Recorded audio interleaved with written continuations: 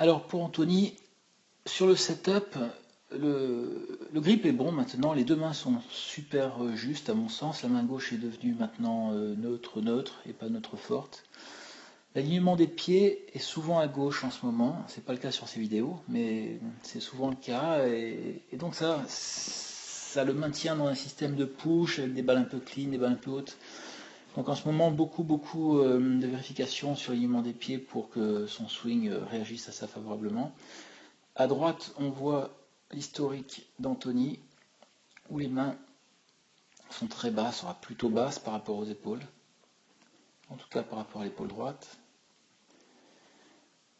avec donc un démarrage où la face venait très fermée et à l'intérieur, quelque part par ici.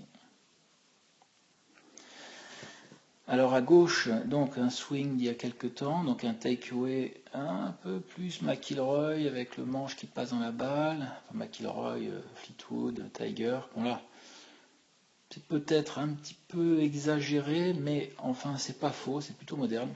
L'idée c'est de permettre à ses mains d'arriver un peu plus au-dessus de l'épaule droite, donc donner de la hauteur pour qu'ils reprennent un peu de puissance dans une dimension verticale avec les mains. Et bon, on a réussi à obtenir quelque chose parce que là l'avant-bras gauche arrive dans l'épaule droite. Et donc pour moi c'est une amélioration. Son plan de swing ici beaucoup plus direct, beaucoup plus juste que ce qu'il va proposer parfois sur le parcours, qui va être beaucoup plus plat. Alors que là je trouve que c'est vraiment sympa. Voilà, alors il se cabre, monsieur fait des claquettes, il reste longtemps face à la balle, il glissouille du pied. Mais une fois de plus, à nous de trouver une idée sur le club qui l'incite à tourner beaucoup plus le dos pendant la frappe.